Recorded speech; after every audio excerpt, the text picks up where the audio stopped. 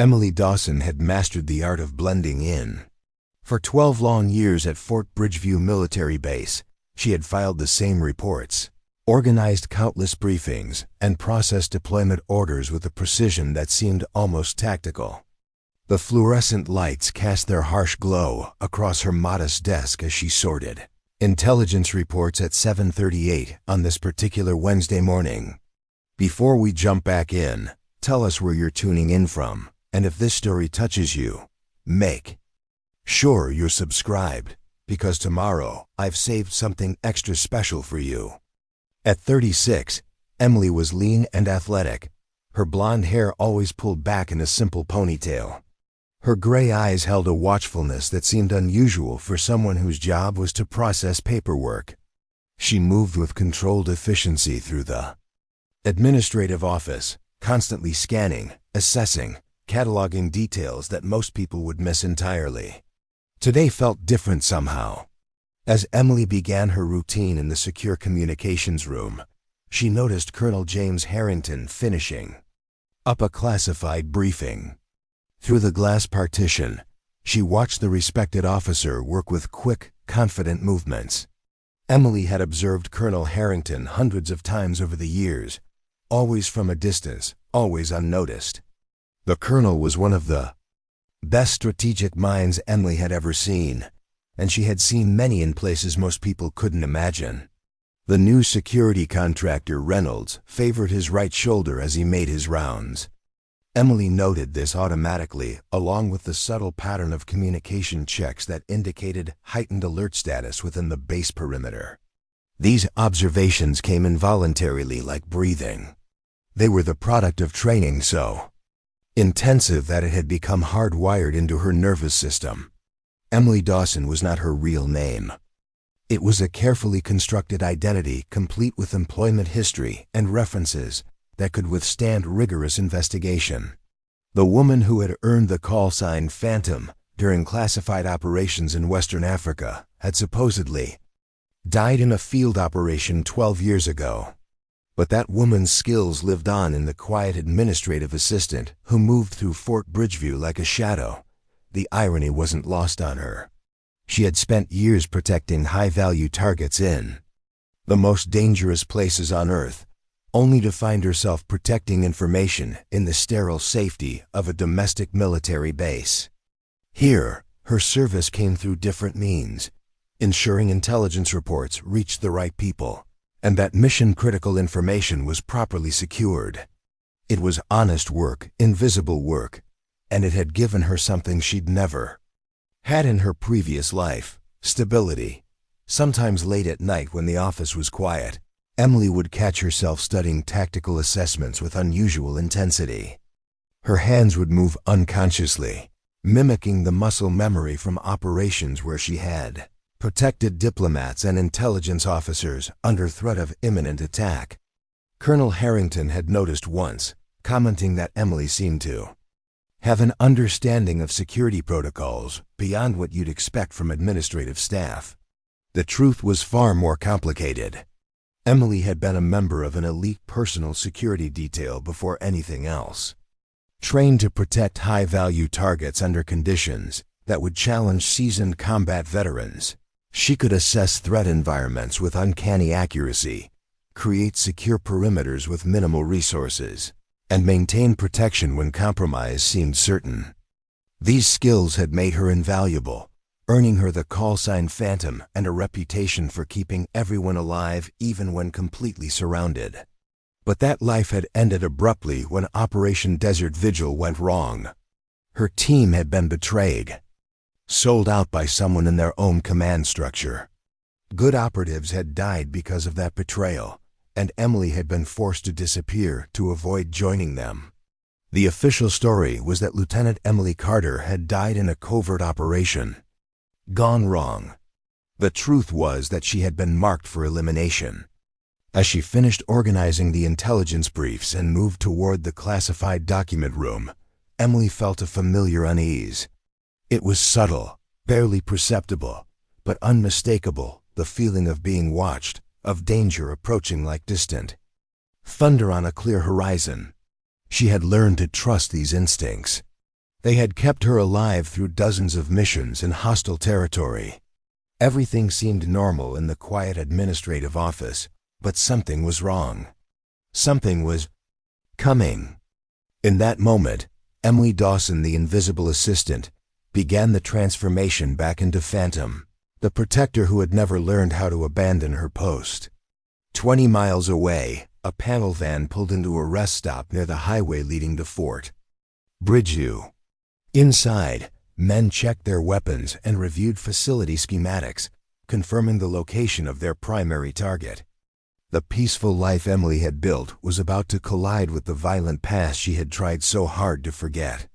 The unease followed Emily through the remainder of her morning like a persistent shadow she couldn't shake. 12 years of peaceful routine had dulled the sharp edge of constant vigilance, and she found herself questioning whether her paranoia was justified, or simply the ghost of a life she'd tried to leave behind. At 11:43 in the morning, that question was answered in the most dramatic way possible. Emily was updating security clearance files when she heard Colonel Harrington's sharp intake of breath from his office. Through the thin walls, she could hear the colonel speaking in urgent, tense tones on a secure line to someone at the Pentagon. The words were clear to Emily, not just the conversation, but the specific military terminology Colonel Harrington was using. Confirmed breach of external systems, the colonel was saying to whoever was on the other end. Infiltration patterns suggest a coordinated attack team, likely operating with insider intelligence. This isn't a random security test. Preparing and narrating this story took us a lot of time, so if you are enjoying it, subscribe to our channel. It means a lot to us. Now back to the story. Emily's hands stilled on the keyboard. Coordinated attack team. Insider intelligence. The clinical description triggered memories she had worked hard to suppress, memories of protecting diplomats during similar breaches, of identifying infiltration patterns, of the way professional strike teams operated. Through the gap in the doorway, she could see Colonel Harrington's face, normally composed and authoritative, now showing signs of genuine concern. His posture had shifted, shoulders tensed in a way that spoke of imminent threat rather than theoretical danger. This wasn't a drill or exercise. The base security network has been compromised, Harrington continued, his voice dropping lower. External communications are being systematically disabled. We need immediate support. Emily recognized something in his tone that others might miss, the clarity of someone identifying a legitimate threat, not the performative concern of a training scenario. The base was under attack, not from a conventional military force, but from something more insidious and potentially more dangerous. Sir, Colonel Harrington said firmly, abandoning protocol. We need to implement countermeasure protocol Blackstar immediately. We have reason to believe hostile forces have already breached the outer perimeter. Emily's blood went cold. Blackstar wasn't a standard security protocol. It was an emergency response to critical infrastructure compromise. The timing was too precise, too calculated. A coordinated strike against a domestic military installation, targeting communications. First, neutralizing external support. In her previous life, she would have classified it as a professional hit with military precision. In her current life, she recognized it as the beginning of something potentially catastrophic. She slipped back to her desk and activated emergency procedures she had hoped never to use. Hidden beneath a false bottom in her credential case was a secure communication device, outdated by current standards, but still functional and, more importantly, operating on frequencies outside standard military bands. She powered it up and sent a single coded message to a number she had memorized but never called. Phantom to Watchmen. Fortress compromised. Blackstar in effect. The response came back within 15 seconds. Watchman to Phantom. Negative. On external support. Region-wide communications blackout. Secure the package. Emily stared at the device's small screen, processing the implications. If Samuel Reynolds, her former teammate and the only person who knew she was alive, was telling. Her external support was impossible, then whatever was happening was bigger than a simple security breach. This was a full-scale operation with strategic objectives. She deleted the messages and returned the device to its hiding place, her mind shifting into protective mode. Fort Bridgeview housed approximately 1,200 people at this hour: military personnel, civilian contractors, security staff, and administrative support. If someone wanted to infiltrate the base while maintaining operational control, they would target the command center first. Emily began moving through the administrative wing with new purpose, ostensibly continuing her work routine, but actually conducting a security assessment. The command center had 3 secure entrances and multiple vulnerabilities. The current security consisted of standard military police personnel trained for base protection, not counter-infiltration operations against professional attackers. As she worked, Emily found herself cataloging potential defensive positions and evacuation routes with automatic efficiency. The supply closet contained materials for improvised barriers. The server room provided secondary access to building systems. Heavy filing cabinets could create defensive positions if necessary. But more than physical security, she was thinking about the people she would need to protect.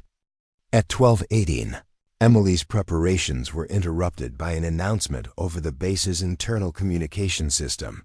Attention all personnel. This is a security drill. Please proceed to designated safety areas and await further instructions. But something about the announcement felt wrong. The voice pattern was correct. It was Major Lewis from Base Security, but the phrasing was off, lacking standard protocol identifiers. The announcement should have included a specific drill designation, code, and the timing was inconsistent with the base's training schedule. Emily grabbed her secure phone and contacted Base Security directly. Security Control, this is Administrative Support Dawson. Can you verify the current drill designation, please? The response came back immediately, but from a voice she didn't recognize. Administrative Support, this is Security Control. Verification code Delta 79er. This is a Level 1 security exercise. Emily's suspicions crystallized into certainty. There was no such thing as a Level 1 security exercise in Fort Bridgeview protocols, and the verification code was completely wrong. The base wasn't conducting a drill, it was under attack, and someone had compromised the internal communication system. The peaceful life she had built was about to end, and Emily Dawson was about to remember why they had called her Phantom. The protector who became invisible only to reappear when needed most. Emily moved quickly to Colonel Harrington's office and knocked sharply. "Sir, a moment of your time, please. It's urgent." Colonel Harrington looked up from his secure line with confusion and growing impatience. "Dawson, we're in the middle of an emergency situation. Whatever it is will have to wait." "Sir," Emily said quietly, closing the door behind her. "The announcement about a security drill is false. Your communication systems have been compromised. We need to implement actual lockdown procedures immediately." Harrington stared at her with sudden focused attention. "How would you know that, Dawson? How could you possibly make that assessment?" "Because I've seen this pattern before," Emily said, her voice changing subtly as years of command experience resurfaced. "Please trust me. The verification codes are wrong. The protocols are being misused. And that was not Major Lewis on the announcement system. It was a voice simulation. Close enough to fool most people, but missing key speech patterns." Before Colonel Harrington could respond, the lights in the administrative wing suddenly cut out, plunging the area into darkness for 3 seconds before emergency systems engaged. In that moment, Emily heard the sound that confirmed her worst fears, the distinctive click of security doors being remotely overridden, echoing from multiple points around the department. The infiltration had begun.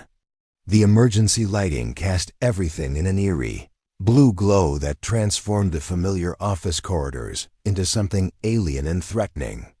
Emily's training kicked in immediately, her body moving with muscle. Memory that had been dormant for 12 years, but never truly forgotten.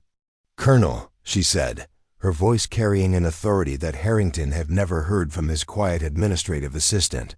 "We need to secure the classified materials and evacuate essential personnel immediately. This isn't a drill or a system malfunction. This is a coordinated attack." Through the reinforced windows looking out onto the base grounds, Emily could see unusual movement patterns. Base personnel were being directed towards Central Gathering Point's standard procedure during a security drill, but catastrophically dangerous during an actual attack. They were being herded like cattle. "Dawson," Colonel Harrington said slowly, his eyes narrowing. "You're not just an administrative assistant, are you?" "No, sir," Emily replied, already moving to secure the office door. "And right now, that's going to work in your favor. We have approximately 3 minutes before whoever breached your systems reaches this wing. Do you have a secondary communication channel that bypasses the main system?" Harrington's military training overrode his confusion. He moved to his desk and pulled out what appeared to be a standard tablet device. Standalone system, separate encryption. Limited range but secure. "Good. Contact whoever you can trust absolutely and warn them to disregard all communications coming through STANDARD channels. Then we need to move to a defensible position."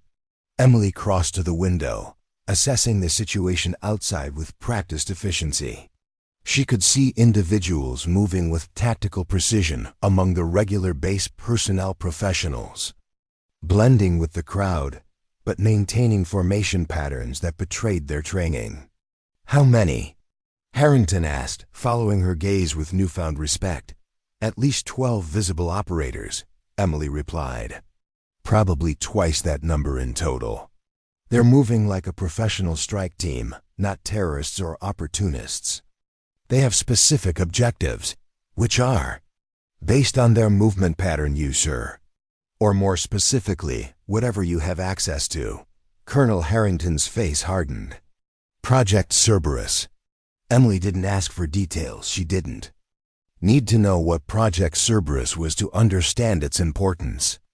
If a professional strike team was willing to infiltrate a domestic military installation, it was valuable enough to warrant extraordinary protection. "Is it physical or digital?" she asked, already calculating defensive options. "Both, secure. Server access is required, but the activation protocols are biometric. They need me, physically, at a specific terminal in the secure server room." Emily nodded, processing this information with the cool detachment of a professional security operative. "Then our priority is keeping you away from that terminal for as long as possible. How long before external support could reach us if communications were restored?" "Minimum of 3 hours for a qualified response team. Longer for full containment capability, 3 hours." Emily had protected targets for longer under worse conditions, but never on domestic soil, never against an enemy who had already penetrated a military installation security, and never with so many innocent lives potentially in the crossfire. "Sir," she said quietly, "I need you to do exactly what I tell you, without question or hesitation. Can you do that?" Colonel Harrington studied her face, seeing something there that prompted a sudden realization. "You're not Emily Dawson at all, are you?" "No, sir. But right now, that's going to save your life." Before Harrington could respond, Emily's secure communication device vibrated with an incoming message. The text was brief but filled her with cold determination. "Watchman to Phantom. Black Star confirmed. Principal target is Harrington. Secondary target is you. Extraction unlikely. Hold position as long as possible." So they knew. Whoever had organized this attack knew her real identity, knew she was at Fort Bridgeview, and considered her enough of a threat to list as a secondary target. After 12 years of anonymity, her cover was blown and the hunters had found her. Emily deleted the message, and turned to Colonel Harrington with renewed purpose. We need to move now. The server room is compromised, and they'll be sweeping the administrative wing within minutes. Is there a secondary secure location where we can establish a defensive position? Harrington nodded grimly. The emergency command bunker. 2 levels. Below the main complex. Limited access, separate power and ventilation systems. How many entry points? Just 1. Reinforced blast door with biometric and code security. Emily assessed the tactical implications. A single entry point meant a defensible position, but it also meant no secondary escape route if the position was compromised. It was a last stand location, not an evacuation point. We'll need to gather essential personnel, she said, already moving toward the door. Anyone with critical knowledge of Project Cerberus or command authority that could be exploited. That's a very short list, Harrington replied. Myself, Major Ellison from Project Development, and Dr. Sullivan, our Chief Systems Analyst. Where are they now? Ellison should be in the tactical assessment room. Sullivan is likely in the main server facility. Emily processed this information quickly. Ellison first. He's closest. Then we assess whether we can reach Sullivan safely. If the server facility is already compromised, we may need to implement containment protocols instead of extraction. As they prepared to leave the office, Emily removed a small tactical knife from a hidden compartment in her desk drawer, one of several emergency resources she had positioned throughout the base during her years of apparent administrative work. It wasn't much, but it was better than facing trained operators with nothing but her bare hands. "Sir," she said quietly as they approached the door, "I need you to understand something. Whoever these people are, they're professionals with specific objectives. They will kill anyone who interferes with their mission without hesitation or remorse. Multiple teams with specialized functions. Against the 3 of us," Ellison said quietly. Emily checked the tactical knife and the sidearm she had taken from the neutralized hostile. "I faced worse odds." The elevator reached the lower level, opening onto a dimly lit corridor that led toward the emergency command bunker. Unlike the administrative areas above, this section was designed with security in mind-reinforced walls, minimal windows, and multiple security checkpoints. "The bunker entrance is 200 meters ahead," Harrington explained as they moved forward cautiously. "Biometric security requires my presence, plus a 6-digit code that changes every 12 hours. Emily nodded, her mind already calculating defensive options. The bunker might provide temporary security, but it was also a potential trap if the hostiles gained control of the surrounding areas.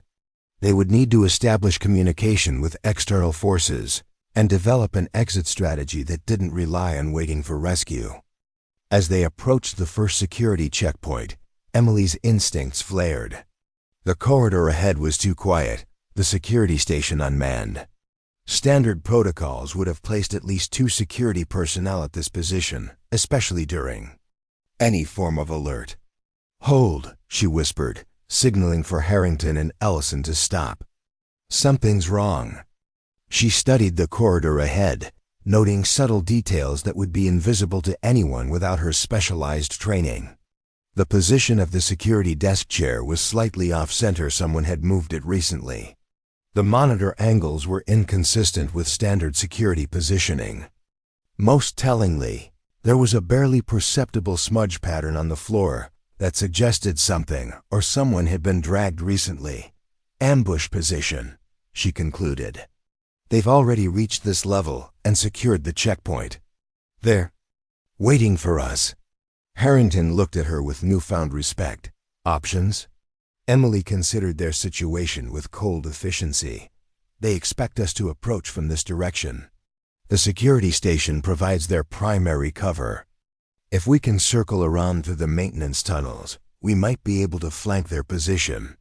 "Maintenance access is 20 meters back," Ellison confirmed. "But those tunnels weren't designed for tactical movement. They're cramped, poorly lit, and have multiple blind corners, which makes them perfect for our purposes, Emily replied. The hostiles will be focused on covering the main approach. They won't expect a counterattack from maintenance access. As they backtracked toward the maintenance entrance, Emily's secure communication device vibrated again. The message was brief. Watchman to Phantom. Strike team identified. Crossbow operatives. Primary commander, Victor Kestrel. Emily's blood went cold. Kestrel. The name triggered memories she had buried 12 years ago, memories of Operation Desert Vigil, of betrayal and death in the scorching heat of Western Africa. Victor Kestrel had been the operational strategist behind the ambush that had destroyed her team and forced her into a life of hiding. If Kestrel was commanding this operation, it wasn't just about Project Cerberus. It was about finishing what he had started 12 years ago. This was personal. She deleted the message and focused on the immediate tactical situation. Personal vendettas could wait. Right now, her priority was securing Colonel Harrington and Major Ellison, protecting whatever Project Cerberus was, and finding a way to alert external forces about the base compromise. The maintenance access tunnel was exactly as Ellison had described, cramped, dimly lit, and filled with pipes and conduits that made movement difficult. But Emily navigated it with practiced ease, her body adapting to the confined space with a fluidity that spoke of extensive training in urban infiltration. "Stay close," she whispered to Harrington and Ellison. "Move only when I move, stop when I stop. Absolute silence is essential." They progressed slowly through the maintenance tunnel, each step carefully placed to minimize sound. After approximately 50 meters, Emily held up her hand, signaling a stop. Ahead, she could hear the faint sounds of tactical communication, whispered position reports and status updates that confirmed her assessment of an ambush position. She turned to Harrington and Ellison, using hand signals to communicate her plan. They would bypass the ambush entirely, continuing through the maintenance tunnel to emerge beyond the security checkpoint, closer to the bunker entrance. It was a risky approach. If the hostiles had secured the entire corridor, they would be compromising their only viable retreat path. But the alternative was a direct confrontation with unknown numbers of professional operators in a superior tactical position. Emily made the decision with the cold calculation of someone accustomed to impossible choices. They would push forward, bypass the immediate threat, and deal with the consequences as they emerged. Sometimes survival required accepting unacceptable risks. As they continued through the maintenance tunnel, Emily's mind was already planning their next moves. The bunker would provide temporary security, but it wasn't a solution. It was just another position to defend. The real challenge would be maintaining that defense long enough for external support to arrive. 14 hours. That was the minimum time they would need to hold out before any realistic hope of reinforcement. 14 hours against professional operators with superior numbers, resources, and positional advantages. 14 hours that would test every skill Emily had developed during her years as one of America's most effective protection specialists. The woman who had spent 12 years hiding behind a desk was about to face the challenge that would define not just her survival, but her legacy. Emily Dawson was becoming Phantom once more, and the base that had been her sanctuary was about to become her battlefield. The maintenance tunnel grew narrower as they approached the section that would bypass the security checkpoint. Emily navigated the confined space with practiced precision, her body moving through darkness with a confidence that spoke of extensive training in environments far more hostile than this. Behind her, Colonel Harrington and Major Ellison struggled to match her silent efficiency, their military training substantial, but specialized for different kinds of operations. Emily could hear their controlled breathing, the careful placement of each foot, the subtle adjustment of weight to minimize sound. They were good professional soldiers with years of experience, but they weren't infiltration specialists. As they neared the exit point, Emily held up her hand, signaling for complete stillness. Ahead, through the thin metal of the maintenance access panel, she could hear the measured movements of hostile operators. 2 distinct breathing patterns, positioned approximately 3 meters apart, covering the corridor leading to the bunker entrance. Professional operators maintaining disciplined silence, but Emily could detect the subtle shifts of weight that indicated combat readiness, the micro-adjustments of people prepared to respond to threats with lethal efficiency. They were waiting, expecting targets to approach from the main corridor, unaware of the maintenance access point that would place Emily directly behind their position. She turned to Harrington and Ellison, using hand signals to communicate her plan. The hostiles were positioned between them and the bunker entrance. Direct confrontation was unavoidable. Emily would emerge first, neutralize the immediate threats, and secure a path for Harrington and Ellison to reach the bunker entrance. Harrington's expression revealed his concern, but he nodded in acceptance. As the commanding officer, he recognized the tactical necessity, even if it meant placing trust in someone whose true identity remained a mystery. Ellison looked less convinced but followed his commander's lead.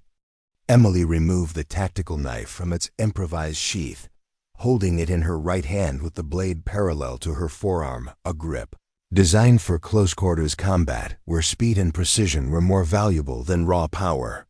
In her left hand, she held the sidearm taken from the neutralized hostile, safety off but finger alongside the trigger guard rather than on the trigger itself. Disciplined weapons handling, even in the most extreme circumstances. She took 3 measured breaths, centering herself in the calm focus that had defined her operational mindset for years before her disappearance. The administrative assistant receded completely, replaced by the protection specialist who had earned her reputation by accomplishing the impossible.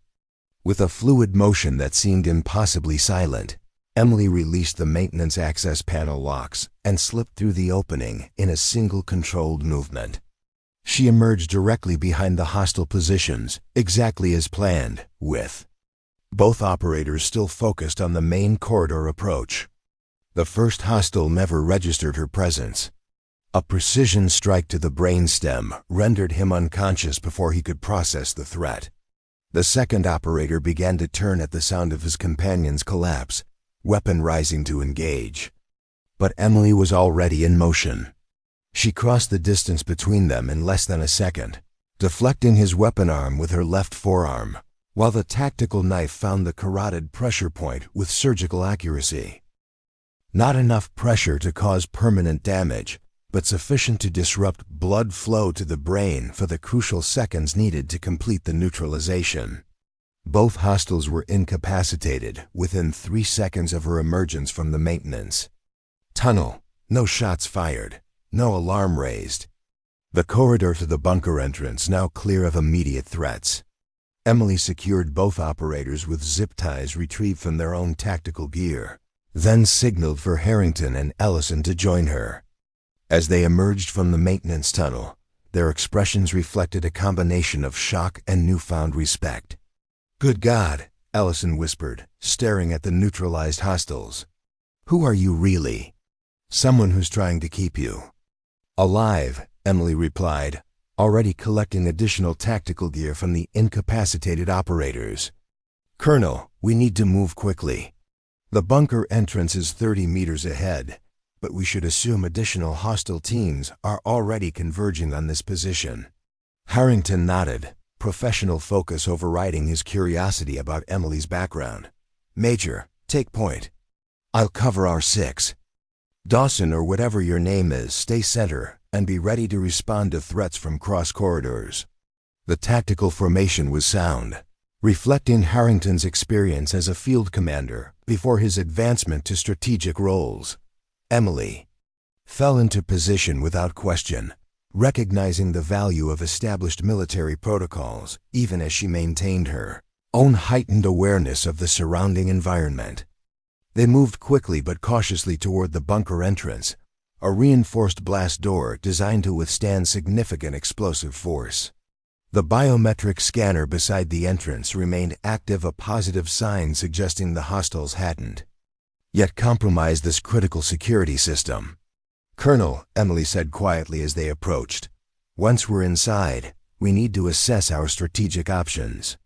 The bunker provides temporary security, but it's also a potential trap if the hostiles gain control of surrounding systems." Harrington nodded grimly. "I'm aware. But right now, we need a defensible position to regroup and establish communications." As they reached the bunker entrance, Harrington placed his palm on the biometric scanner while entering a 6-digit code on the adjacent keypad. The massive door began to slide open with a hydraulic hiss that seemed impossibly loud in the tense silence of the corridor. Emily positioned herself to cover their entry, scanning for any response to the distinctive sound. The corridor remained empty, but her instincts screamed warning. The absence of hostile response was itself suspicious. Professional operators would have established overlapping coverage of all critical access points, especially one as significant as the emergency bunker. "Move quickly," she instructed as the door completed its opening sequence. "Something's not right." Harrington and Ellison entered first, with Emily following close behind while maintaining rear security. The bunker interior was exactly as a military emergency command center should be: reinforced walls, independent power systems, multiple communication consoles, and sufficient supplies for extended occupation. But Emily's attention was immediately drawn to what was missing rather than what was present. "Where's the security team?" Harrington's expression darkened. "There should be 2 officers stationed here at all times. Standard rotation, no exceptions." Emily moved deeper into the bunker, her senses heightened to maximum alertness. The missing security detail could indicate several possibilities, none of them good. Either the officers had been removed before the attack began, suggesting insider involvement, or the hostiles had already accessed the bunker and eliminated the security presence. She checked the first adjoining room, finding it empty but undisturbed. The second room contained the answer she had been dreading: 2 security officers, incapacitated with precision neck strikes identical to the technique she had just used in the corridor. These men hadn't been killed, but they had been neutralized by someone with professional training. "Colonel," she called, her voice tight with controlled urgency, "the security detail has been compromised. The hostiles have already been inside this bunker." Harrington and Ellison joined her, their expressions hardening as they assessed the implications. "But why leave them alive?" Ellison asked. "And why withdraw from the bunker after securing access?" Emily was already checking the unconscious officers for signs of additional tampering. Because they didn't need to maintain physical presence, they just needed. Her voice trailed off as she found what she was looking for: a tiny transmitter attached to the security console, barely visible beneath the edge of a monitoring station. "This is a remote access device. They've compromised your systems from within." Harrington moved to the main communication console, his fingers flying across the controls with practiced efficiency. Emergency protocols engaged, isolating internal networks and initiating security purge. As he worked, Emily continued her systematic sweep of the bunker, locating and neutralizing 3 additional remote access devices hidden at critical system junctions. Each one represented a sophisticated breach of security, suggesting the hostile force had extensive knowledge of Fort Bridgeview's infrastructure and protocols. "Whoever these people are," she observed, "they've been planning this operation for months, possibly years. This level of preparation goes beyond standard intelligence gathering." Ellison joined her, his military training evident in the methodical way he assisted with the security sweep. "You seem to know exactly what to look for. Care to explain how an administrative assistant acquired counterintelligence skills at this level?" Emily considered her response carefully. The time for complete secrecy had passed, but operational security still required discretion. I wasn't always an administrative assistant, Major. Before Fort Bridgeview, I had a different role in a specialized protection unit. The details are classified. Classified enough that Colonel Harrington didn't know about your background? That's not how military assignments work. It is when the person being assigned is officially dead, Emily replied simply, continuing her sweep without elaborating further. Harrington called from the main console, interrupting their conversation. I've established isolated communications on emergency bands. No response from external commands yet, but the system is broadcasting authenticated distress signals that should bypass the communication blackout. Emily joined him at the console, studying the system architecture with a familiarity that would have been impossible for an actual administrative assistant. The hostile force will be monitoring these frequencies. How secure is your encryption? Military grade with rotating algorithmic keys, Harrington replied.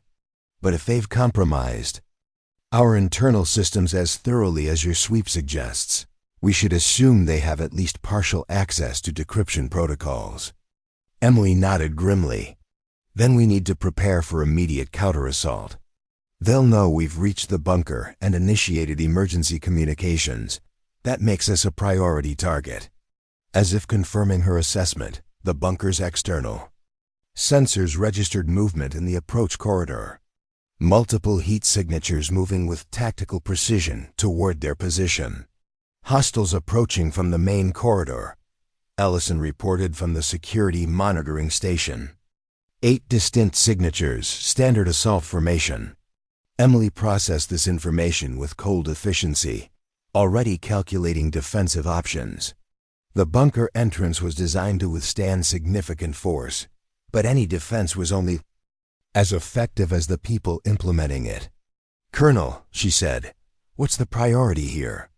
Are we defending Project Cerberus, or are we focused on survival and communication with external command? Harrington's response was immediate and unequivocal. Both. Project Cerberus cannot fall into unauthorized hands, but its security is directly tied to our ability to maintain control of this bunker and establish contact with external support. Emily nodded, understanding the implications. They weren't just fighting for survival. They were defending something of strategic importance that extended beyond their immediate circumstances. Then we need to establish a defensive perimeter that maximizes our advantages, she said, moving toward the weapon storage locker that was standard in emergency command bunkers. The entrance is our primary vulnerability, but we can use the bunker's internal compartmentalization to create fallback positions if necessary. The weapon locker contains standard military sidearms, 2 assault rifles, and limited tactical gear. Not enough for an extended engagement against professional operators, but sufficient to establish initial defensive capabilities. As Emily distributed weapons and organized their defensive positions, her mind was already calculating time horizons. External support would require a minimum of 14 hours to reach them, assuming their emergency communications penetrated the blackout. That meant 14 hours of sustained defense against a professional strike team with superior numbers and resources. Major, she instructed Ellison, establish monitoring rotation on all approach vectors. 2-minute intervals, staggered to prevent pattern recognition. Colonel, I need you to maintain communication efforts while coordinating with Ellison on security monitoring.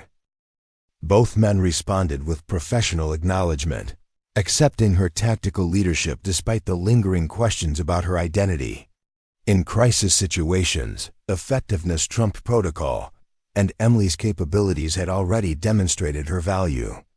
As they completed preparations, Emily's secure communication device vibrated again. The message was brief but confirmed her worst fears.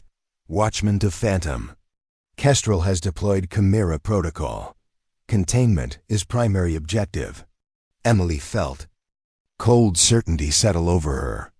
The Chimera protocol was a specialized assault methodology developed for situations where a standard military response was impossible. It involved systematic isolation of the target, progressive pressure through multiple assault vectors, and psychological warfare techniques designed to break resistance through perceived inevitability rather than brute force. She had helped develop the protocol during her time with the protection unit, creating defensive countermeasures for high-value targets facing exactly this type of specialized threat. Now, those same methodologies were being deployed against her by the man who had betrayed her team 12 years ago. "Colonel," she said quietly, "we need to prepare for sustained assault using non-standard tactics. The hostile force isn't just trying to breach our position. They're implementing a specialized containment protocol designed to exhaust our resources and break our resistance over time." Harrington studied her face with renewed intensity. "You know these people, don't you? This isn't just about Project Cerberus." Emily met his gaze directly. "The operation commander is Victor Kestrel. 12 years ago, he betrayed my team during a protection operation in Western Africa. Everyone except me died. I was presumed dead and used that assumption to create a new identity. And now he's found you," Ellison observed from his monitoring position. "Yes, which means this operation has dual objective securing Project Cerberus and eliminating loose ends from an operation that was supposed to have been buried 12 years ago." Harrington processed this information with the focused calculation of a senior military commander. "Does that give us any tactical advantages? Operational blind spots we can exploit?" Emily smiled grimly, appreciating his immediate focus on strategic implications rather than recriminations about her hidden identity. "Yes, Kestrel thinks he's hunting someone who's been behind a desk for 12 years. He doesn't know I've maintained operational readiness while developing intimate knowledge of this facility. And he doesn't know we have advance warning of his methodologies," Ellison added, catching on quickly. "Exactly. The Chimera protocol is effective, but it has specific vulnerabilities if you know what to expect. The first assault will be designed to test our defensive capabilities and response patterns. Limited engagement, minimal risk to his operators. He's establishing baseline data for the sustained campaign."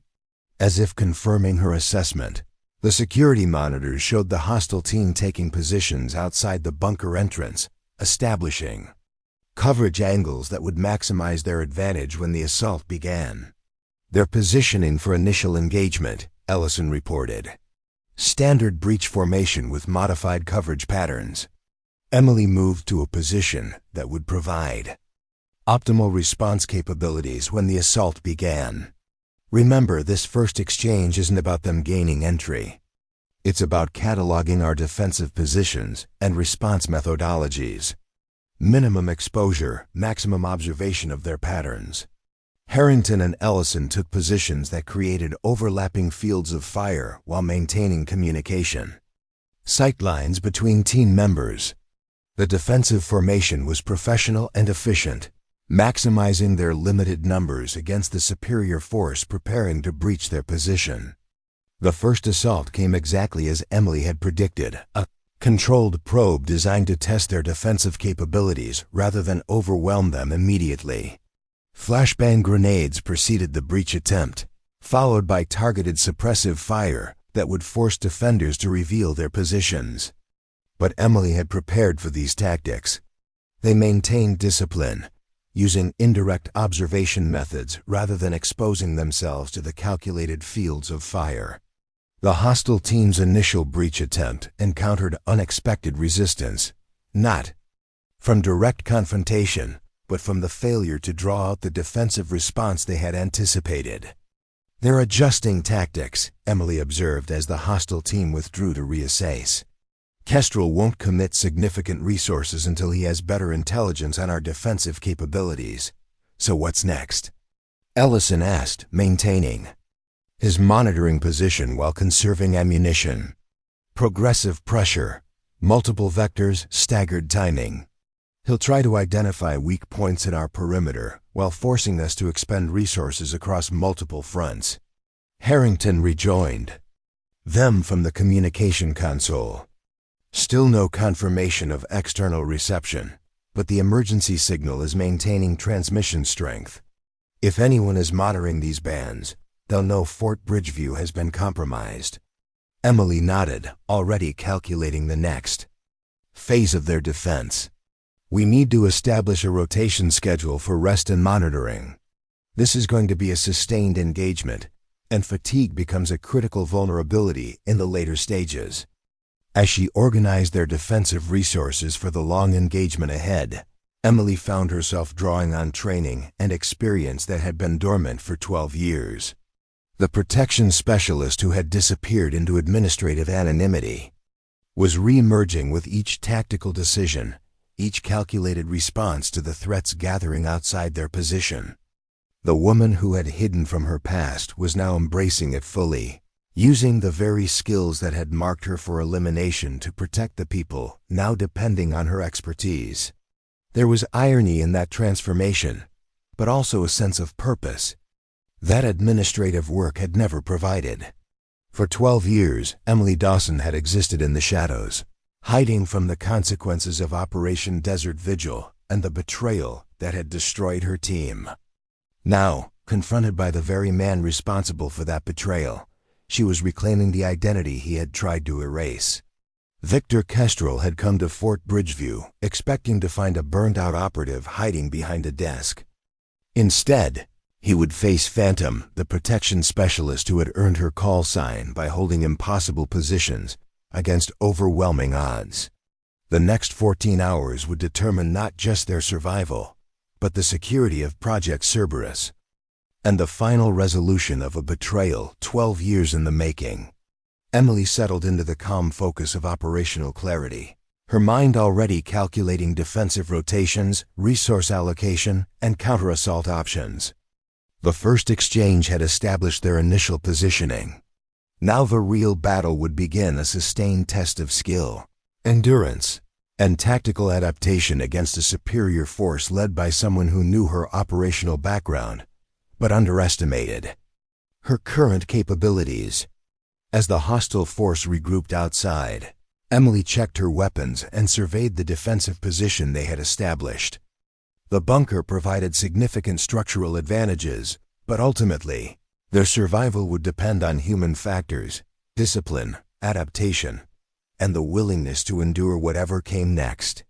They'll be back within 15 minutes, she informed. Harrington and Ellison. More coordinated, with better intelligence on our positioning. Be prepared for simultaneous pressure from multiple angles. Harrington nodded, his expression reflecting the resolute determination of a career military officer facing impossible odds. How long do we need to hold? Minimum 14 hours for external response, assuming our communications are getting through. Possibly longer if the regional blackout is more extensive than we currently understand. 14 hours against a professional strike team, Ellison said quietly. Those aren't favorable odds. Emily checked her weapon with practiced efficiency, her movements reflecting years of operational experience. I've faced worse odds, Major, and I'm still here. The bunker's monitoring system showed increased activity in the approach corridors. The hostile force was returning, their movement patterns suggesting a more coordinated assault approach with multiple vectors of attack. Here they come, Ellison reported from his monitoring position. Multiple teams, converging from 3 approach vectors. Emily took her position, tactical awareness expanding to encompass all potential threat angles and response options. The administrative assistant was gone completely now, replaced by the protection specialist, who had spent years defending high-value targets in the most hostile environments imaginable. Remember, she said quietly, they want us to exhaust our resources. Controlled response only. Make every engagement count. The second assault began with greater coordination than the first, simultaneous pressure from multiple entry points, targeted breaching attempts at structural vulnerabilities, and sophisticated electronic countermeasures designed to disrupt the bunker's internal systems. Emily directed their defense with calm precision, allocating resources to critical vulnerabilities while maintaining strategic reserves for unexpected developments. Her tactical awareness extended beyond the immediate engagement to encompass the longer battle they faced: 14 hours of sustained defense, requiring careful management of ammunition, energy, and psychological resilience. As the assault intensified, she found herself drawing on operational experiences from years before her disappearance. Protective engagements in hostile territories, extended sieges against superior forces, the delicate balance between aggressive defense and resource conservation. These weren't just memories. They were tactical templates that she applied to their current situation with practiced efficiency. The hostile force was good professional operators executing a sophisticated assault plan with discipline and coordination. But Emily recognized the patterns in their approach, the methodologies that revealed Kestrel's direct involvement in tactical planning. He was implementing the Chimera protocol exactly as designed, creating overlapping pressure points intended to identify and exploit defensive vulnerabilities. But Emily had helped develop those same protocols, understanding their strengths and weaknesses from the perspective of both attacker and defender. 2 hours into the sustained engagement, the hostile force withdrew again to reassess and regroup. They had made incremental progress against the bunker's external defenses, but hadn't breached the primary security perimeter. More importantly, they had expended significant resources without achieving their primary objectives. "They're adapting their approach," Emily observed as she monitored their withdrawal patterns. Kestrel recognizes that standard methodologies aren't producing expected results. "What comes next?" Harrington asked, checking their remaining ammunition with focused concern. "Asymmetrical pressure. He'll shift from direct assault to infrastructure targeting power systems, ventilation, any external dependencies that could compromise our position without direct engagement." Emily moved to the bunker's central control station, accessing system diagnostics to assess their vulnerabilities. "Colonel, how independent are the bunker's critical systems? Power, air circulation, water?" "Fully independent for 72 hours under normal usage conditions," Harrington replied. "Emergency protocols can extend that to 96 hours. With reduced consumption." Emily nodded, calculating implications. "They'll target those systems anyway, hoping to force us into emergency conservation mode earlier than necessary. Psychological pressure through resource anxiety." She continued her systematic assessment of their tactical situation, identifying potential vulnerabilities while developing countermeasures for the challenges ahead. The bunker provided substantial protection, but no defensive position was impregnable against a determined adversary with sufficient resources and time. Their survival would depend on more than physical defenses and tactical positioning. It would require psychological resilience, adaptive response capabilities, and the strategic vision to anticipate Kestrel's methodologies before they were implemented. As she worked, Emily found herself drawing on aspects of her operational background that went beyond physical combat skills. The protection specialty that had defined her military career encompassed a broader range of capabilities: threat assessment, psychological profiling, strategic anticipation, and the calculated management of resources under extreme pressure.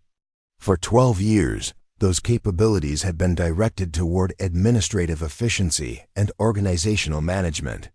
Now they were being redeployed for their original purpose: protecting high-value assets against determined adversaries in life-or-death scenarios.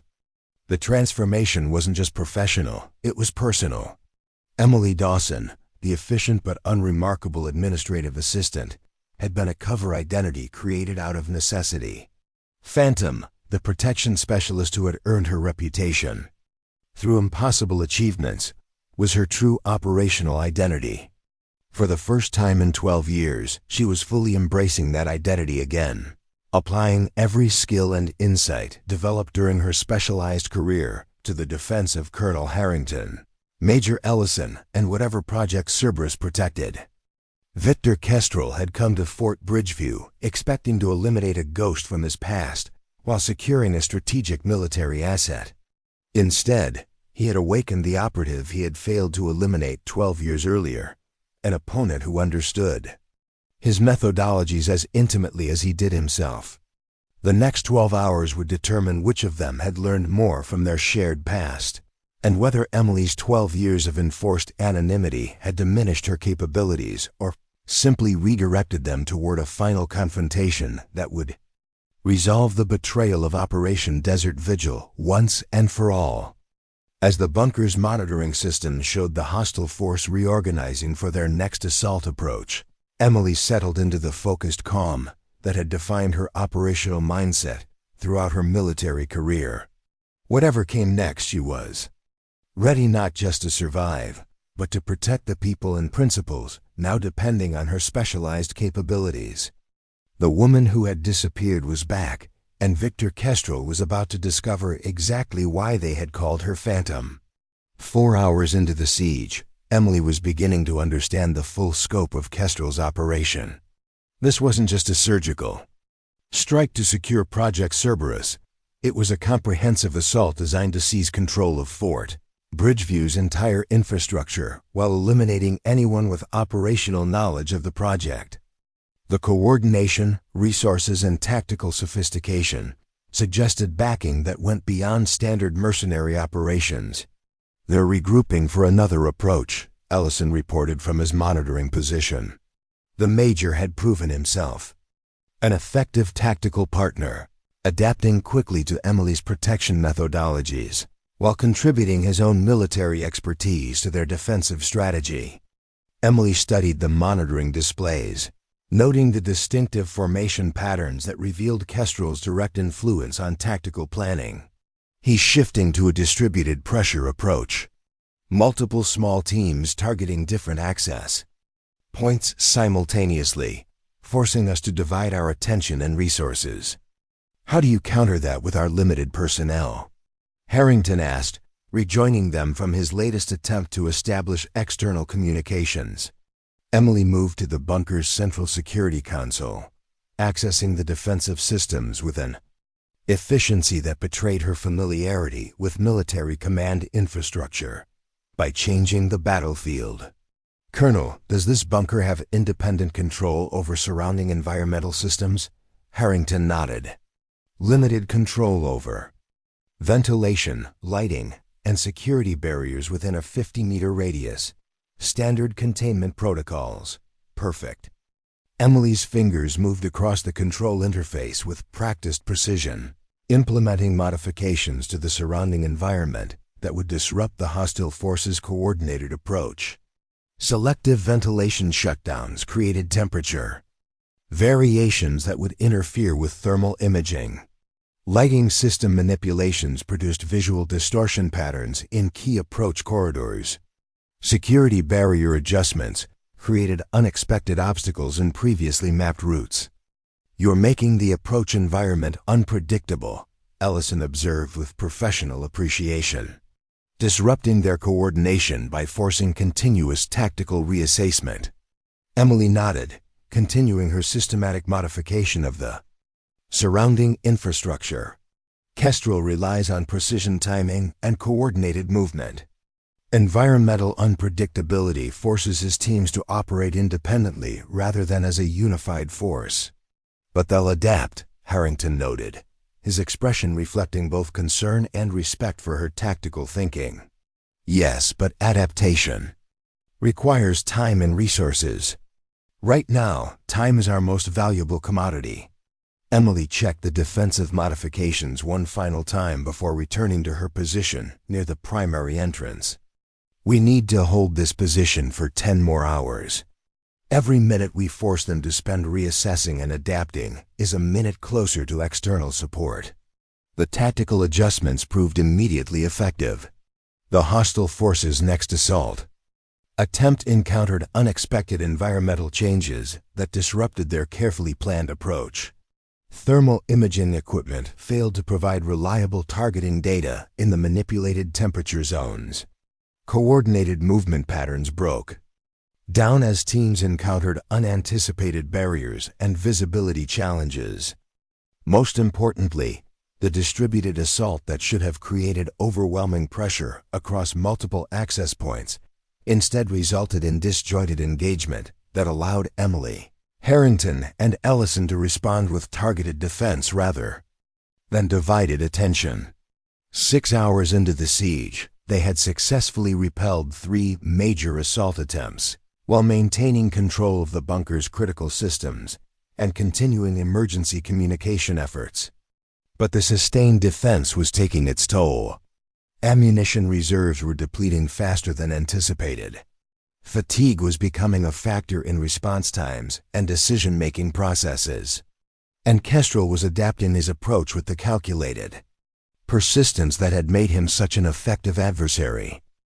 During a brief respite between assault attempts, Harrington approached Emily at her monitoring position. "We need to discuss contingency plans," he said quietly, his voice pitched to avoid being overheard by Ellison. "If the bunker is breached, Project Cerberus cannot fall into unauthorized hands under any circumstances." Emily understood the implications immediately. "You have emergency containment protocols." Harrington nodded grimly. "Final option only. Complete data purge and physical containment measures that would render the project permanently inaccessible. And presumably take us with it," Emily added, reading between the lines with the practiced assessment of someone familiar with classified emergency protocols. "Yes, but that's absolute last resort. I'm not ready to implement those measures when we still have viable defensive options." Emily appreciated his commitment to their survival despite the strategic importance of Project Cerberus. Some commanders would have already implemented containment protocols rather than risk project compromise. "We won't need those measures, Colonel," she said with quiet confidence. "Kestrel is good, but he's becoming predictable. His operational patterns reveal increasing frustration with our continued resistance." "How can you be sure?" Emily's expression reflected the hard-earned wisdom of someone who had faced similar scenarios before. "Because I know him. We trained in the same program, developed the same tactical methodologies. The difference is that I've spent 12 years observing and adapting, while he's been relying on the same approaches that worked for him in the past." She returned to the monitoring station, studying the hostile forces repositioning with analytical detachment. "He's making a critical mistake by personalizing this operation. His desire to eliminate me specifically is compromising his tactical objectivity. And how do we exploit that?" Harrington asked, his military mind immediately focused on strategic advantage. Emily's response was interrupted by Ellison's urgent call from the communication console. "Colonel, incoming transmission on the emergency band. Authentication protocols match external command." Harrington moved quickly to the console, engaging the secure communication system with practiced efficiency. "This is Colonel James Harrington. Fort Bridgeview Command. Authentication code Sierra-Tango-9-7-Lima. The response came through with the distinctive distortion of encrypted emergency channels. "Colonel Harrington, this is General Marshall, Joint Strategic Command. We received your emergency transmission. Situation report requested." Emily watched as Harrington provided a concise but comprehensive summary of their situation. Hostile force of approximately 30 operators had compromised Fort Bridgeview security systems. Communications blackout affecting regional response capabilities. 3 personnel currently holding defensive position in the emergency command bunker.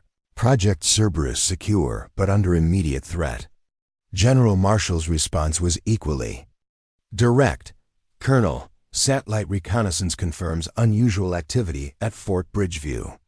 Response team has been dispatched, but earliest possible arrival is 8 hours from current transmission.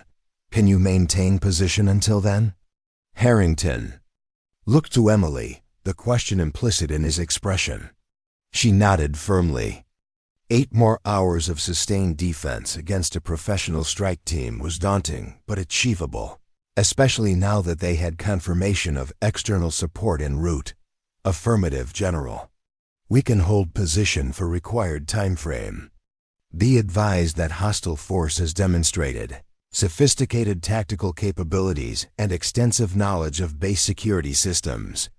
Response team should anticipate coordinated resistance. Understood, Colonel. Maintain defensive position and continue emergency protocols. Transmission frequency will remain open for updates. Marshal out. As the communication ended, Emily felt cautious optimism tempered by tactical reality.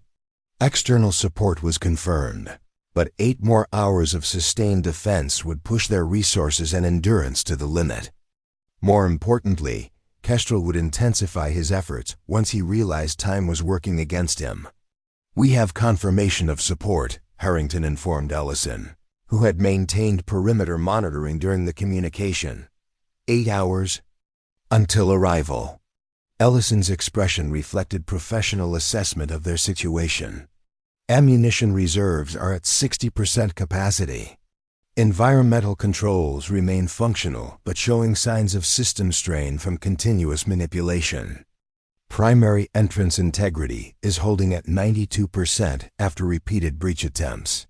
Emily processed this information with the calculated efficiency of a protection specialist, accustomed to resource management under extreme conditions.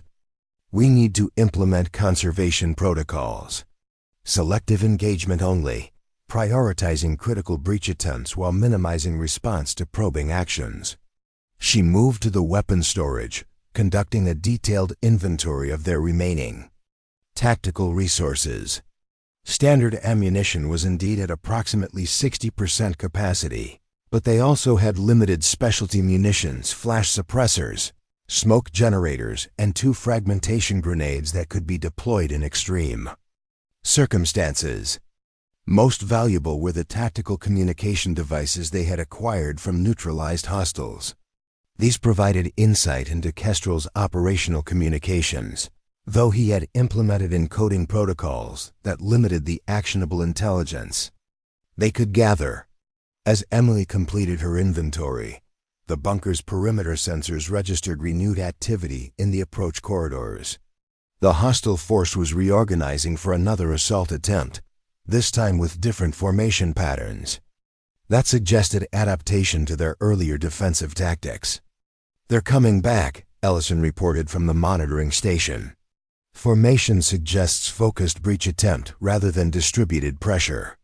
They're concentrating resources on the primary entrance. Emily moved to defensive position near the entrance, calculating response options based on their remaining resources and the anticipated assault methodology. They're shifting to brute force approach. Kestrel's getting impatient. Is that good or bad for us? Harrington asked, taking position alongside her with tactical discipline that reflected his military background. Both. It means they'll commit more resources to direct assault, which increases our targeting efficiency. But it also means they're willing to accept higher operational losses to achieve their objective. The assault began with greater intensity than previous attempts, concentrated breaching charges against the primary entrance, synchronized electronic countermeasures targeting the bunker's security systems, and sustained suppressive fire designed to limit defensive response options. Emily directed their defense with calm precision, allocating resources with the calculated efficiency of someone who understood both the immediate tactical situation and the longer strategic requirements. Each engagement was evaluated not just for immediate effect but for its impact on their overall defensive sustainability. 8 hours. The time frame dominated her tactical thinking, influencing every decision and response calculation. 8 hours of sustained defense against a professional strike team with superior numbers and resources. 8 hours that would test the limits of their endurance, skill, and tactical adaptation. As the assault intensified, Emily found herself drawing on operational experiences that went beyond standard military training. Protection specialists were taught to think differently than conventional combat operators, to consider not just offensive and defensive capabilities, but the psychological dimensions of sustained engagement. They're targeting the environmental controls, Ellison reported as system warnings flashed across the monitoring display. Trying to compromise our ventilation and temperature regulation. Emily had anticipated this approach.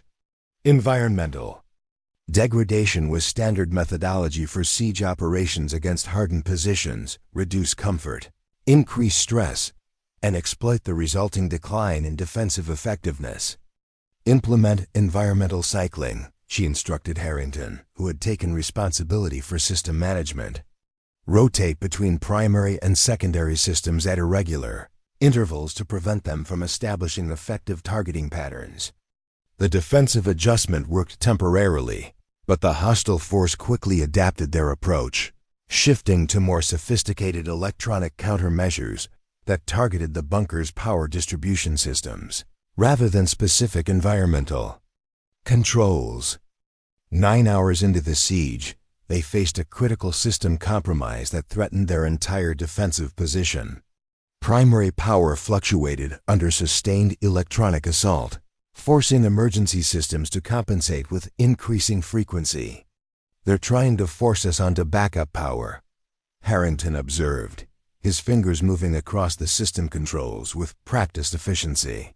If they succeed, we lose 70% of our defensive monitoring capability.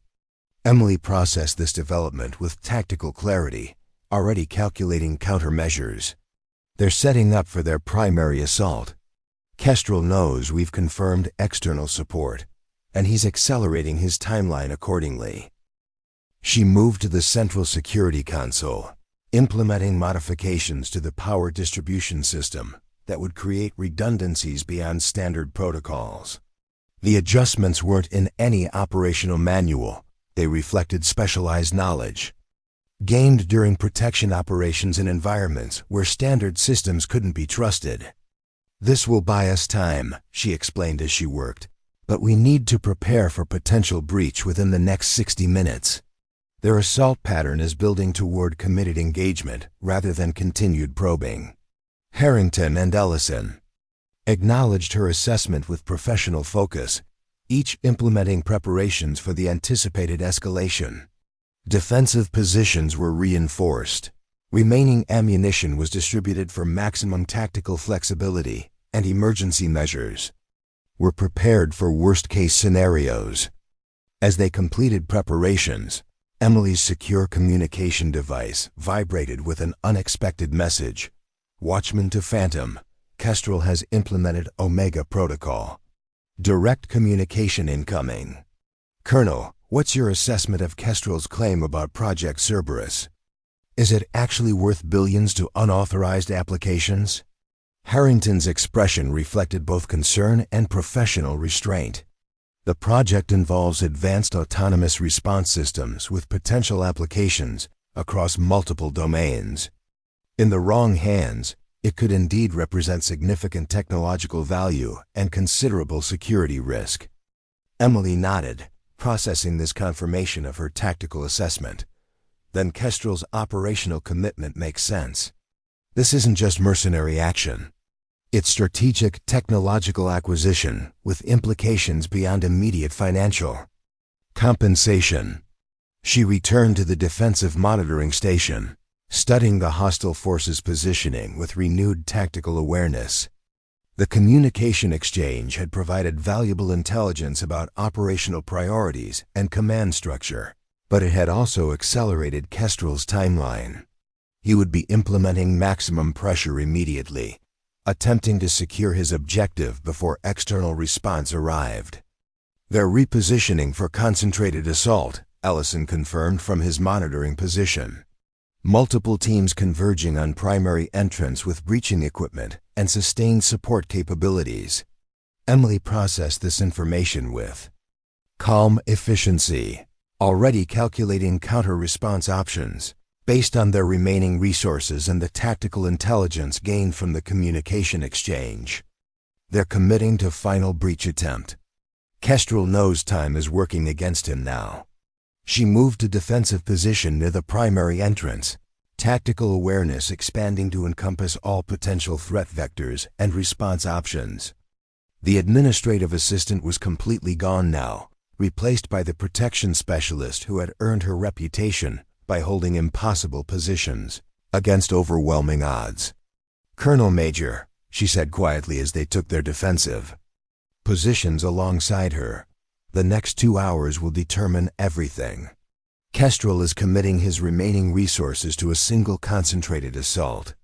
If we hold through this engagement, external support will be close enough to force his operational withdrawal." Harrington and Ellison acknowledged her assessment with professional focus, each checking their weapons and tactical positioning with the disciplined precision of career military officers. Despite the lingering questions about Emily's background and identity, they had accepted her tactical leadership based on demonstrated capabilities rather than formal authority. As the hostile force completed final preparations for their assault, Emily felt the familiar calm of operational clarity settle over her, a state of heightened awareness where tactical options and response calculations occurred with automatic efficiency beyond conscious processing. The woman who had spent 12 years hiding behind a desk was fully transformed now, reclaiming the operational identity and capabilities that had defined her military career. Phantom was no longer a ghost from the past. She was the present reality that stood between Victor Kestrel and his objective. 8 more hours. The time frame dominated her tactical thinking, influencing every decision and response calculation. 8 hours of sustained defense against a professional strike team with superior numbers and resources. 8 hours that would determine not just their survival, but the security of Project Cerberus and the final resolution of a betrayal 12 years in the making. As the first signs of the final assault phase became visible on the monitoring systems, Emily checked her weapons with practiced efficiency. "Remember," she said quietly to Harrington and Ellison, "Kestrel is committing everything to this attempt. Maximum pressure, minimal restraint, but that commitment creates vulnerability. If we hold through the initial wave, their operational effectiveness diminishes with each successive engagement." The bunker's reinforced entrance shuddered under the first coordinated impact of the final assault phase. The battle that would define the next 8 hours had begun. And Emily Carter Phantom, to those who had known her operational capabilities, was exactly where she needed to be, holding the line against impossible odds, just as she had been trained to do. The final assault began with a coordinated series of explosions that shook the bunker's reinforced structure. Not random detonations, but precisely calculated charges placed at structural weak points, identified through sophisticated architectural analysis. Kestrel was committing everything to this breach attempt, recognizing that time was now his most critical constraint.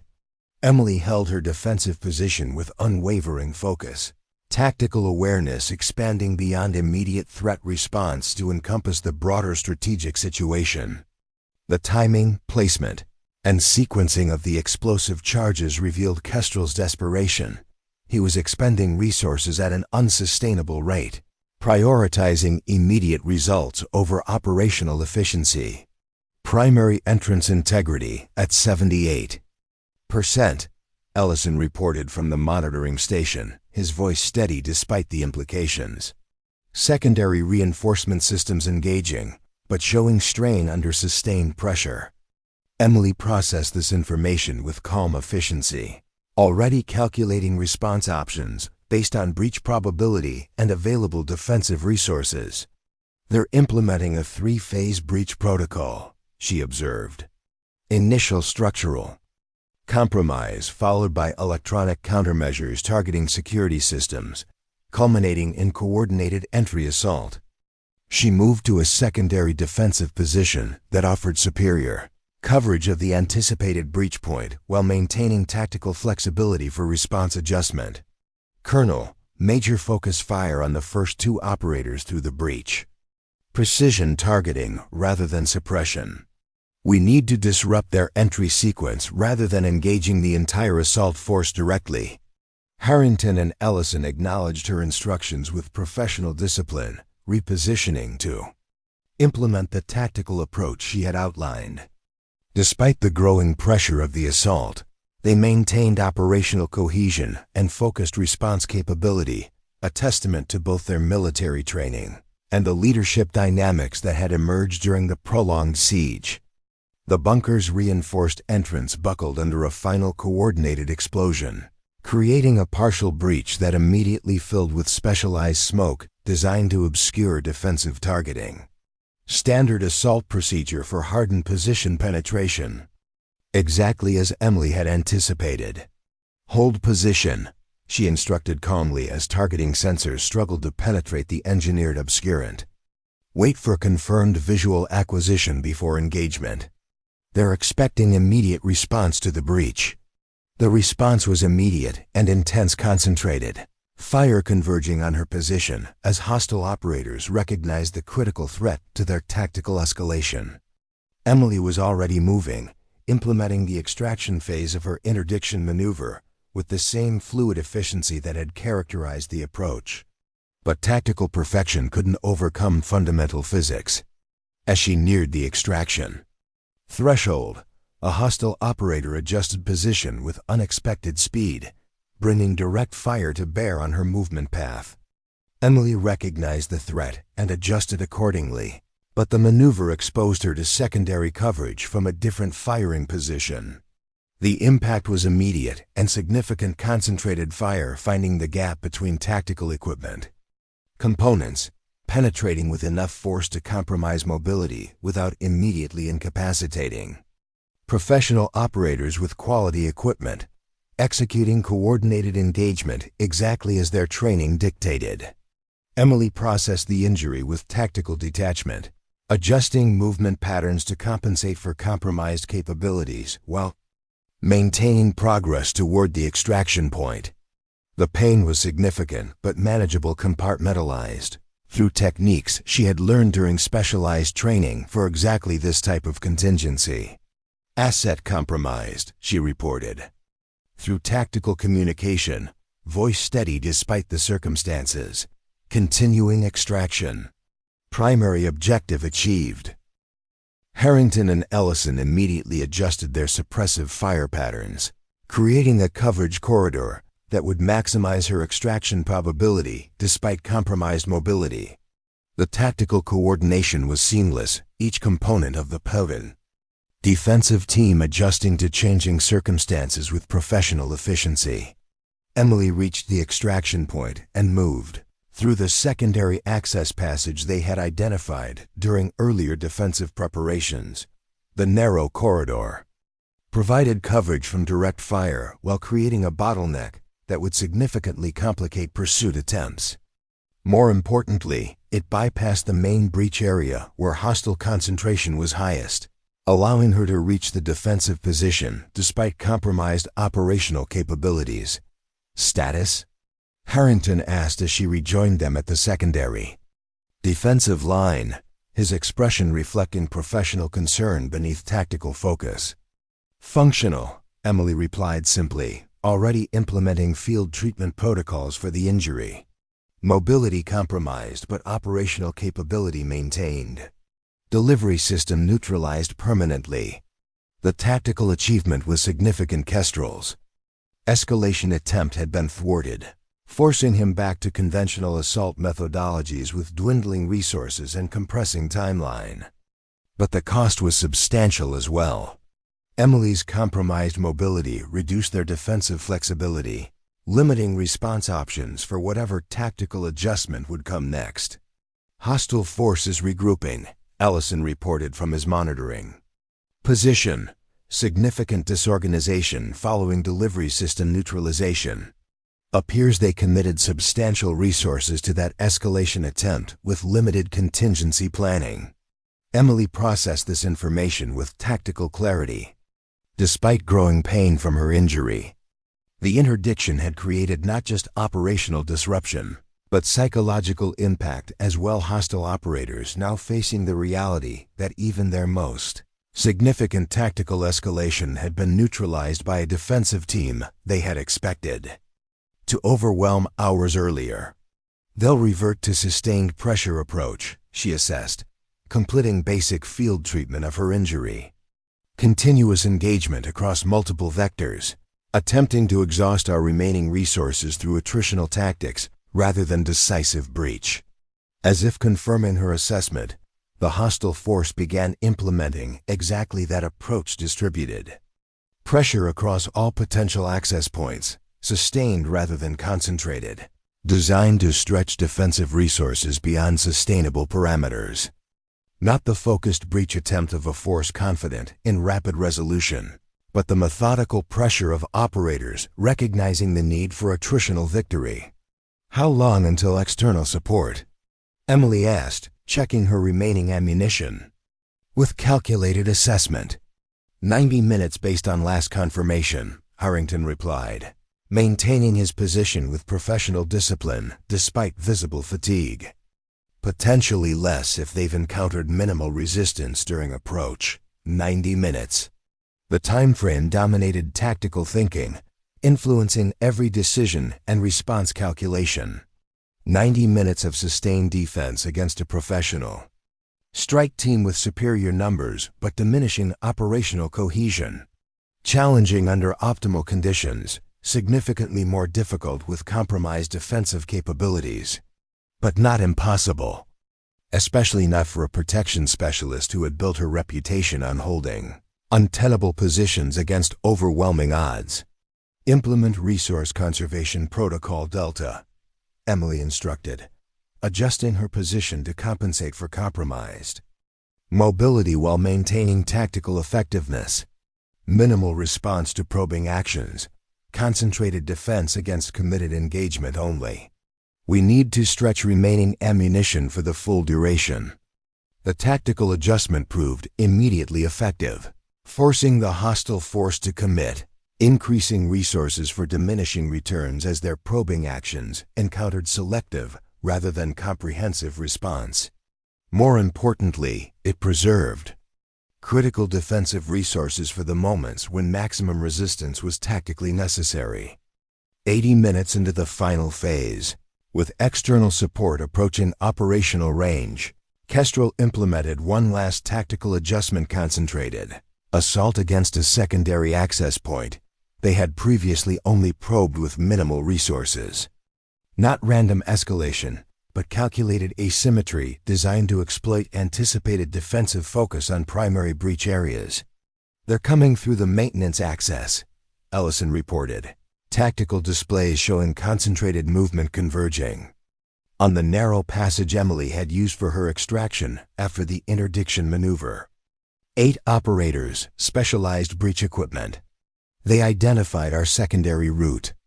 Emily processed this development with tactical clarity despite growing fatigue and pain. The maintenance access represented a significant vulnerability, narrow enough to limit immediate hostile pressure, but positioned to potentially bypass their primary defensive line if successfully breached. "I'll hold that position," she said, already moving toward the threatened access point despite compromised mobility. Maintain primary defensive focus on the main breach. We can't afford divided attention at this stage. Harrington studied her with concern evident beneath tactical focus. Your operational capability is compromised. Taking that position solo represents unacceptable risk. It's the only viable tactical distribution, Emily countered, checking her remaining ammunition with calculated assessment. The primary breach requires both of you for effective coverage. Splitting our remaining resources 3 ways compromises all positions, rather than maximizing defensive effectiveness. After brief consideration, Harrington nodded his acceptance of her assessment, recognizing the tactical necessity despite personal reservations. Maintain communication continuity. We'll adjust response patterns if your position becomes untenable. Emily moved to the threatened access point with determined focus, tactical awareness expanding to encompass the specific defensive requirements of the narrow approach corridor. Limited visibility, restricted movement options, but significant defensive advantage in terms of concentrated fire effectiveness and reduced requirement for mobility that her injury had compromised. She positioned herself with calculated precision, maximizing cover while establishing optimal firing angles for the anticipated breach attempt. The narrow maintenance passage would force hostile operators to approach in limited numbers, with minimal tactical flexibility, a significant equalizer against their superior resources and personnel. The assault began with technical precision specialized cutting equipment creating a controlled breach through the reinforced access panel, followed by tactical sensors deployed to assess defensive positioning before committing personnel to the confined approach corridor. Professional methodology, executed with disciplined efficiency. Emily allowed the sensors to provide misleading data, deliberately remaining in passive status until the assault team committed to their entry sequence. The tactical patience paid dividends as the first two operators moved through the breached access point with confidence based on incomplete intelligence. Her response was immediate and devastating, precision fire neutralizing both operators before they could establish position or communicate the tactical reality to their support elements. Not random engagement, but calculated targeting that exploited their confined positioning while maximizing ammunition efficiency. The hostile force adjusted immediately, implementing a modified approach that prioritized overwhelming force over tactical finesse. Flashbang grenades preceded renewed entry attempts, designed to create sensory disruption that would compromise defensive effectiveness in the confined space. Emily had anticipated this adjustment, already implementing countermeasures that minimized the device's effectiveness while maintaining her tactical positioning. Protection specialists were trained specifically to operate under sensory compromise conditions techniques for maintaining orientation and response capability, even when primary senses were temporarily overloaded. The engagement continued with increasing intensity, hostile operators committing additional resources to the breach attempt while Emily maintained disciplined defense that maximized her limited ammunition and compensated for compromised mobility. Not random resistance, but calculated response that exploited the tactical constraints of the confined approach corridor. 60 minutes from external support arrival, with ammunition reserves approaching critical thresholds, Emily recognized the need for tactical adjustment. The hostile force was adapting their approach, implementing modifications that would eventually overcome her defensive advantages through sheer resource application, if not countered effectively.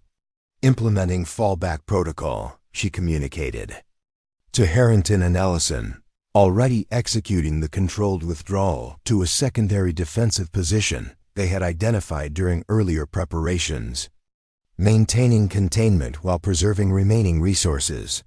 The tactical adjustment created momentary advantage as hostile operators misinterpreted the withdrawal as defensive collapse rather than strategic repositioning. Their accelerated advance into the newly vacated space exposed them to precisely the engagement parameters. Emily had calculated concentrated fields of fire from an elevated position that maximized defensive effectiveness while minimizing ammunition expenditure. 3 more hostile operators neutralized in the brief exchange, further degrading their operational capability, while reinforcing the psychological impact of continued resistance against overwhelming odds. Not just tactical attrition, but morale erosion that compromised organizational cohesion at the operational level. Hostile force is showing significant coordination breakdown, Ellison reported through tactical communication. Monitoring systems capturing increasing disorganization in their movement patterns and communication protocols. They're operating as individual elements rather than cohesive units. Emily recognized the significance immediately. Professional operators maintained discipline and coordination even under extreme pressure. The breakdown Ellison had identified suggested fundamental organizational compromise beyond simple tactical challenges. Kestrel was losing control of his operation as timeline pressure and unexpected resistance eroded operational parameters beyond sustainable thresholds. External support update? She requested, maintaining defensive position despite growing fatigue and pain. 30 minutes to operational range, Harrington replied, his voice reflecting cautious optimism beneath professional discipline. Advance elements potentially closer if they've maintained accelerated approach timeline. 30 minutes. The time frame that had once seemed impossibly distant now approached with accelerating momentum. 30 minutes of sustained defense against a professional strike team with superior numbers but critically compromised organizational cohesion. Challenging but increasingly achievable as hostile effectiveness continued to degrade under sustained pressure. 20 minutes from external support arrival. Emily's tactical assessment was confirmed by unexpected communication through the captured devices. Not coordinated operational instructions, but fragmented command attempts reflecting increasing desperation as Kestrel recognized the operational reality confronting his force. All elements initiate immediate extraction. The transmission instructed with none of the calculated confidence that had characterized earlier communications. Operation parameters compromised beyond acceptable thresholds. Strategic withdrawal required to preserve remaining assets. Emily allowed herself the first moment of genuine optimism since the siege began. Not tactical advantage or operational opportunity, but fundamental victory confirmed through enemy acknowledgement. Kestrel was abandoning the operation, sacrificing his objectives to preserve whatever operational capability remained after 14 hours of unexpectedly effective resistance. They're withdrawing, she confirmed to Harrington and Ellison, tactical.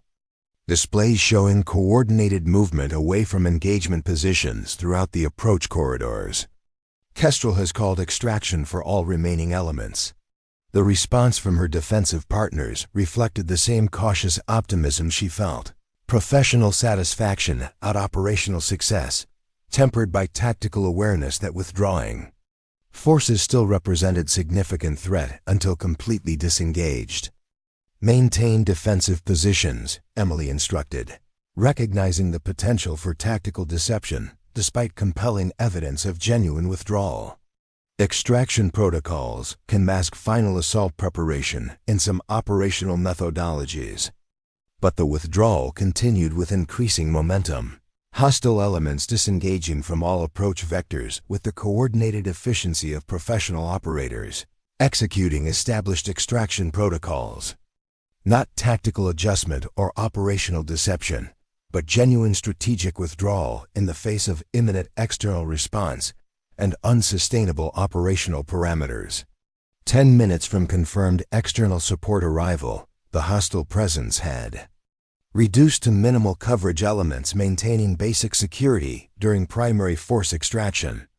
Not combat-capable formations, but observation positions designed to provide early warning if defensive elements attempted counter-pursuit during the vulnerable extraction phase. Emily maintained tactical discipline despite growing certainty of operational success. Protection specialists were trained to maintain defensive integrity until definitively secured. Too many operations had been compromised by premature relaxation of protective protocols during apparent resolution phases. The first confirmation of external support arrived with characteristic military precision encrypted communication on emergency channels, informing them of approach parameters and requesting defensive status update.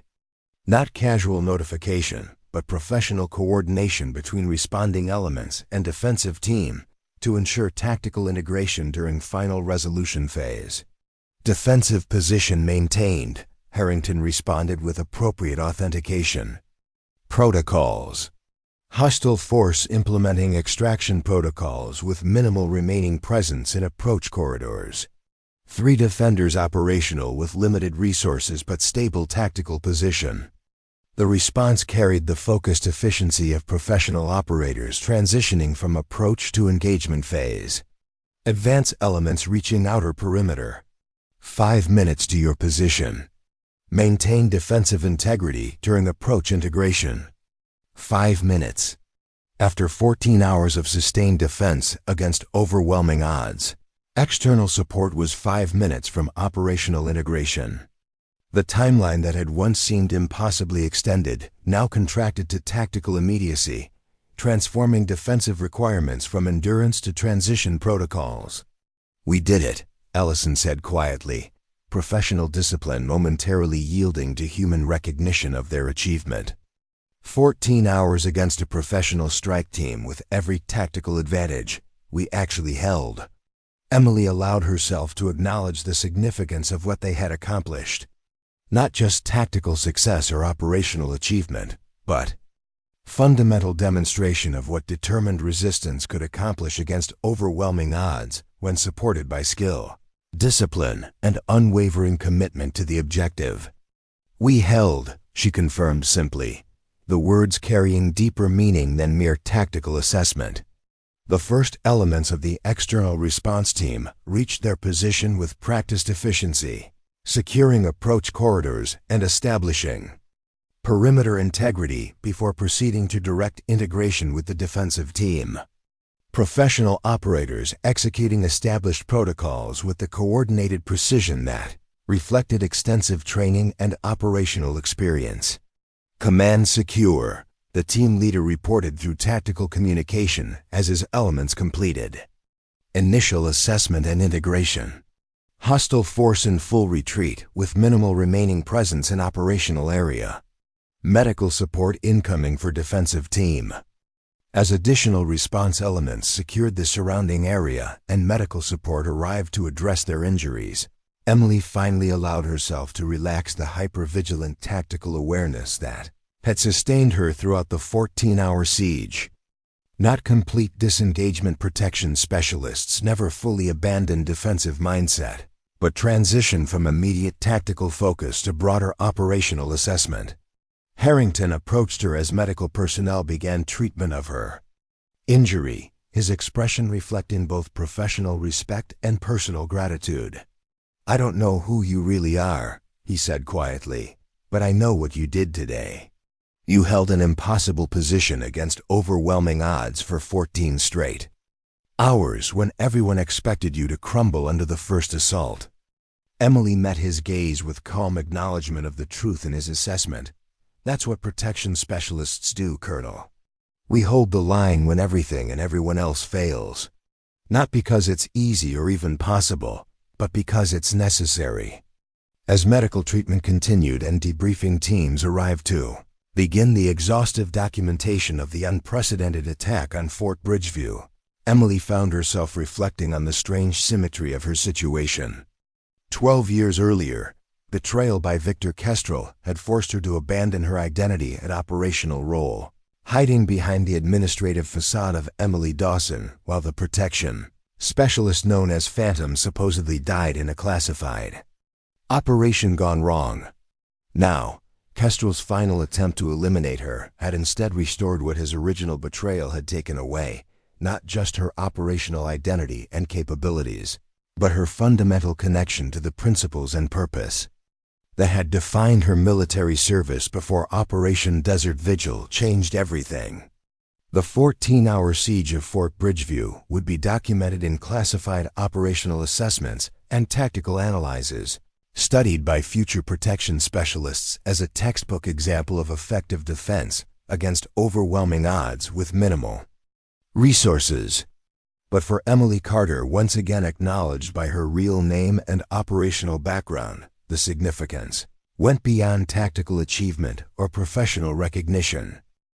She had held the line when everyone expected her to crumble, transforming from administrative assistant back into the protection specialist who had earned her reputation by accomplishing the impossible. Not because the transformation was easy or the defense was achievable, but because both were necessary to protect the people and principles depending on her specialized capabilities. In the final analysis, that necessity was what had always defined her, both as Phantom, the legendary protection specialist, and as Emily Dawson, the unremarkable administrative assistant who had maintained her vigilance through 12 years of enforced anonymity. Different identities, but the same fundamental commitment to holding the line against impossible odds, regardless of personal cost or operational probability. The woman they thought would crumble had instead held firm for 14 straight hours, against a professional strike team with every tactical advantage. Not because she couldn't be broken, but because she refused to yield when others depended on her strength. That refusal, that unwavering commitment to the protection mission regardless of circumstances, was what made her exactly who she needed to be, in every identity and operational role she had ever assumed. As the response team secured Fort Bridgeview and medical personnel completed treatment of her injury, Emily Carter finally allowed herself to acknowledge the truth that 14 hours of sustained defense had revealed. She had never stopped being Phantom, even during 12 years as Emily. Dawson, the administrative assistant, had simply been another form of protection duty, less dramatic but no less committed to the fundamental principles that had always guided her service. The mission continued, regardless of name or operational role, and she would continue holding the line, regardless of odds or expectations, because that's what protection specialists did. That's what she did. Not because it was possible, but because it was necessary. Not because she couldn't crumble, but because she chose to stand firm when everything and everyone around her expected her to fall. In that choice, that unwavering commitment to stand against impossible odds, she had found her true identity beyond any operational role or cover name. And in that identity, she had found the strength to hold the enemy for 14 straight hours, when even she had questioned whether such resistance was possible. They had thought she would crumble. She had shown them, and herself, exactly how wrong that expectation had been. Up next, you've got 2 more standout stories right on your screen. If this one hit the mark, you won't want to pass these up. Just click and check them out. And don't forget to subscribe and turn on the notification bell so you don't miss any upload from us.